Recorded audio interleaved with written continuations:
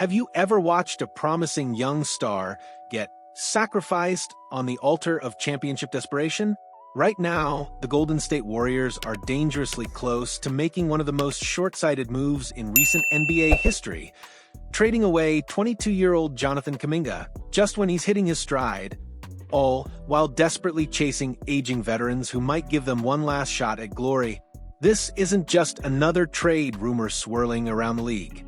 This is a franchise at a crossroads, forced to choose between nurturing the future and clinging to a championship window that's rapidly slamming shut. And the most heartbreaking part? They might be about to choose wrong. The Warriors have been shopping Kuminga like a desperate seller at a garage sale, openly admitting that neither side wants a reunion next season. But here's where the story gets absolutely fascinating and frustrating for Golden State fans. The market for their young forward is evaporating faster than morning fog over the Bay Area. Phoenix Mirage.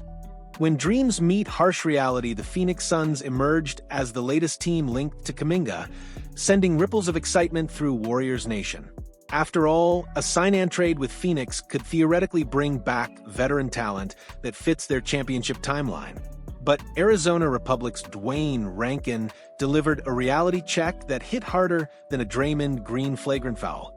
The Suns have interest in Golden State Warriors forward Jonathan Kuminga, league sources confirmed to the Republic, but are unlikely to land him because they lack the draft capital and assets to deliver in what would be a sign-and trade for the Warriors, Rankin reported. Think about that for a moment.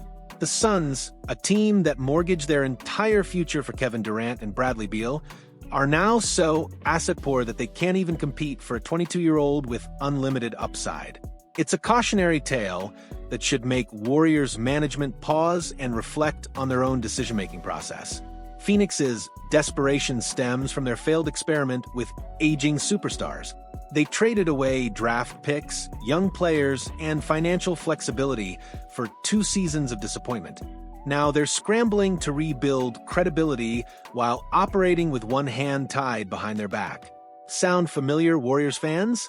The harsh reality is that Phoenix represents everything Golden State could become if they continue prioritizing short-term gains over sustainable success. A franchise rich in history but poor in assets, watching younger, hungrier teams pass them by. The Lakers-Warriors arms race. Chasing shadows in Sacramento, while the Kuminga saga unfolds, both the Lakers and Warriors have set their sights on Sacramento Kings guard Keon Ellis, a 25-year-old defensive specialist who represents exactly the type of player championship teams covet. But here's where the plot thickens into something resembling a basketball soap opera. Ellis averaged 1.5 steals per game last season, while shooting an absolutely ridiculous 43.3% from three-point range. In today's NBA, that combination of perimeter defense and outside shooting is worth its weight in championship rings. Yet both Los Angeles and Golden State are circling like vultures, each believing they can pry him away from Sacramento. Forbes' Evan Sidery reported that the Warriors recently expressed interest in Keon Ellis, who the Kings have kept off limits in ongoing sign-and-trade negotiations involving Jonathan Kuminga. Translation: Sacramento values Ellis more than they value the opportunity to acquire Kuminga. Let that sink in for a moment. The Lakers, meanwhile, are reportedly willing to package Gabe Vincent's $11.5 million contract along with a 2032 second-round pick for Ellis' bargain $2.3 million deal. It's a move that screams desperation more than strategic planning, essentially paying a premium to downgrade their salary structure for marginal defensive improvement. But here's the kicker. With Marcus Smart already in the fold, do the Lakers really need another defensive-minded guard with limited offensive upside? It feels like collecting baseball cards rather than building a cohesive championship roster. The Kuminga conundrum. Trading tomorrow for yesterday Jonathan Kuminga represents everything modern NBA success stories are built upon: youth, athleticism, versatility, and untapped potential. At 22, he's already shown flashes of brilliance that suggest an all-star ceiling isn't just possible, it's probable with proper development and opportunity. Yet, the Warriors seem determined to treat him like a liability rather than an asset. The mutual desire for separation speaks to a fundamental disconnect between franchise vision and player development. When a team that prides itself on player development can't find common ground with a 22-year-old forward, something is systemically wrong. The Chicago Bulls remain the most likely destination for Kuminga, but even that possibility highlights Golden State's diminishing leverage. Chicago isn't exactly a championship contender, meaning Kuminga would essentially be exiled to basketball purgatory for his crime of being young and talented, but not immediately perfect. This situation mirrors what happened with other young Warriors who never quite fit the championship mold. Remember when they let go of promising players because they didn't contribute immediately to title runs? The pattern is becoming uncomfortably familiar. The championship window fallacy. Golden State's urgency stems from a belief that their championship window is closing rapidly. Stephen Curry is 36, Klay Thompson just left for Dallas, and Draymond Green isn't getting any younger. The logical response would be to maximize veteran talent while that window remains cracked open.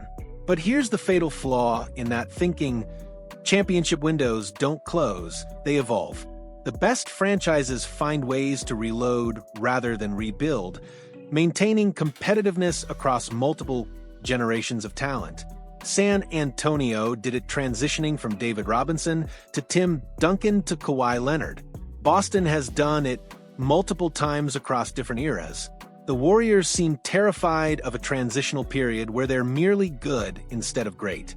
But that fear is driving them toward decisions that could make them mediocre for much longer than necessary. Trading Kuminga for aging veterans is the basketball equivalent of selling your house to pay rent. It solves an immediate problem while creating much larger long-term issues. Sacramento's smart play. Keeping Ellis off limits. Credit the Sacramento Kings for recognizing value when they see it. By keeping Keon Ellis off limits in Kuminga negotiations, they're demonstrating the kind of asset management that builds sustainable success. Ellis isn't flashy, but he's exactly the type of player who becomes invaluable during playoff runs. His 43.3% three-point shooting on limited attempts suggests room for offensive growth, while his 1.5 steals per game indicate already elite defensive instincts. At 25, he's entering his prime years with room for improvement, everything you want in a complementary piece. Sacramento's refusal to include Ellis in Kuminga discussions sends a clear message. They value proven production over potential, stability over ceiling. It's a philosophy that might serve them better than Golden State's current approach. The Kings' initial package for Kuminga reportedly included Malik Monk and multiple second-round picks, decent value, but nothing that screams franchise-altering trade. Their reluctance to sweeten the deal with Ellis suggests they view him as more valuable than the Warriors apparently view their own young forward. The broader NBA landscape. Youth movement versus win-now desperation.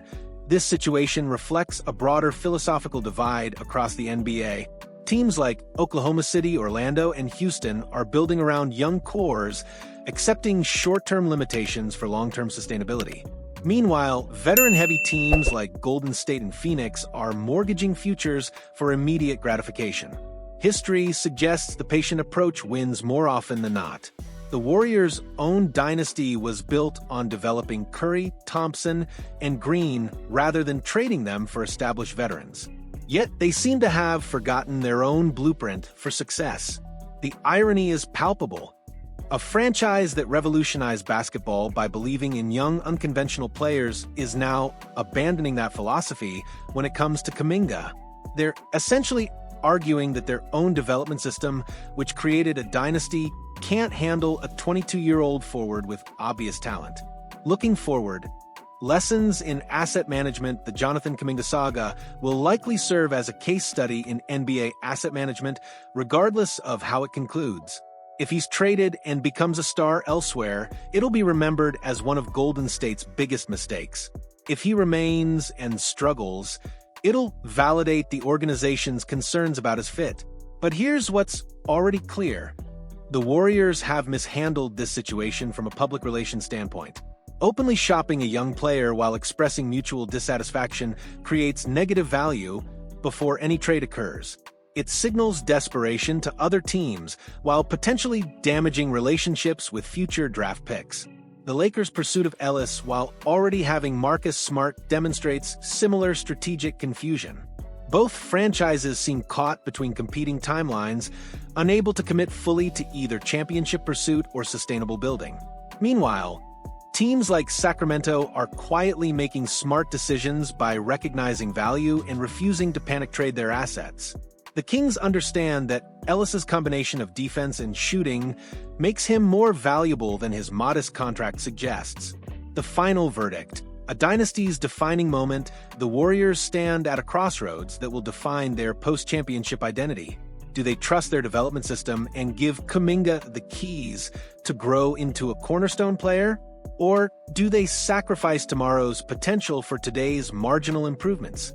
This decision transcends basketball. It's about organizational philosophy, risk tolerance, and the courage to build for sustained success rather than chase fool's gold.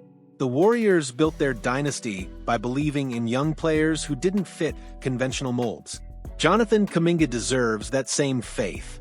The harsh reality is that championship windows evolve, but organizational identity endures. Teams that consistently develop talent remain relevant across decades.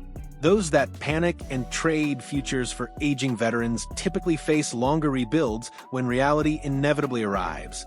So here's my question for you.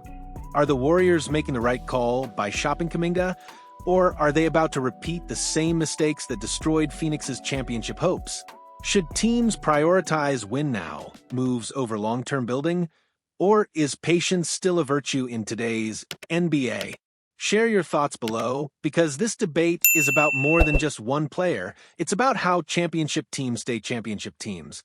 And if this deep dive into the Warriors' dilemma got you thinking, hit that like button, and let's keep dissecting the moves that shape the league's future together.